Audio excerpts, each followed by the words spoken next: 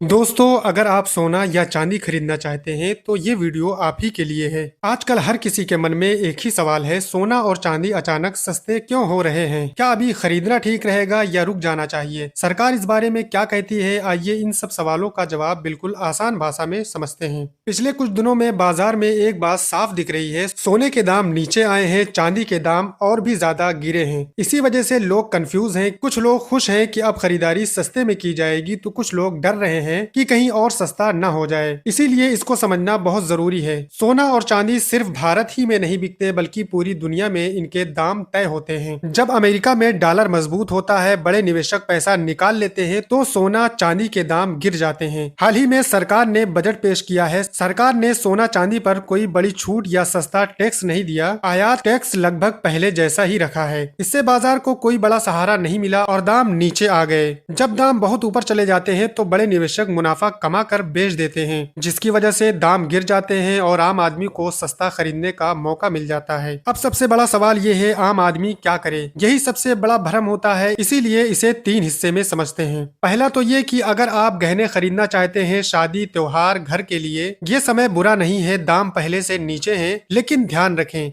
एक साथ सारा सोना न खरीदे, थोड़ा थोड़ा करके खरीदे। अपने शहर का ताजा रेट जरूर पूछें। अगर आपको अगले 6 से 12 महीने में गहनों की जरूरत है तो अभी से धीरे धीरे खरीदना समझदारी है। जैसा कि सब लोग जानते हैं, सोना हमेशा से मुश्किल समय का सहारा है, महंगाई से बचाव माना गया है। अगर आप 3 से 5 साल के लिए सोच रहे हैं तो गिरते दाम मौका हो सकते हैं, लेकिन याद रखें, जल्दी अमीर बनने की सोच से ना खरीदें, लंबी सोच रखें। चांदी थोड़ा ज्यादा ऊपर नीचे होता है, चांदी के दाम ज्यादा गिरते हैं। इसमें फायदा भी ज्यादा होता है, लेकिन जोखिम भी सबसे ज्यादा है। अगर आप समझ रखते हैं तो थोड़ा निवेश कर सकते हैं, अगर नहीं तो सिर्फ गहनों तक ही सीमित रहें। लेकिन सबसे बड़ा सवाल ये है, क्या दाम और भी गिर सकते हैं? इसका सीधा जवाब ये है, हाँ, थोड़ा और गिर सकते हैं या यहीं से संभल भी सकते हैं, क्योंकि ये निर्भर करता है डॉलर पर, विदेशों की हालत पर और आगे सरकार क्या फैसला लेती है इस चीज पर। इसीलिए समझदारी ये है कि जल्दबाजी ना करें, पूरे पैसे का एक साथ सोना ना खरीदें। और दोस्तों, सरकार का साफ संदेश है, बाजार को अपने हाल पर चलने दिया जाए, कोई जल्दबाजी वाला फैसला ना किया जाए। इसका मतलब ये है, सरकार दाम जबरदस्ती नहीं बढ़ाएगी और ना ही अचानक गिराएगी। लेकिन दोस्तों, कुछ सवाल जो हर आदमी के मन में है। पहला सवाल ये है, क्या सोना फिर महंगा होगा? तो इसका सही जवाब ये है, लंबे समय में हाँ, क्योंकि महंगाई बढ़ती है तो सोने की कीमत भी बढ़ती है।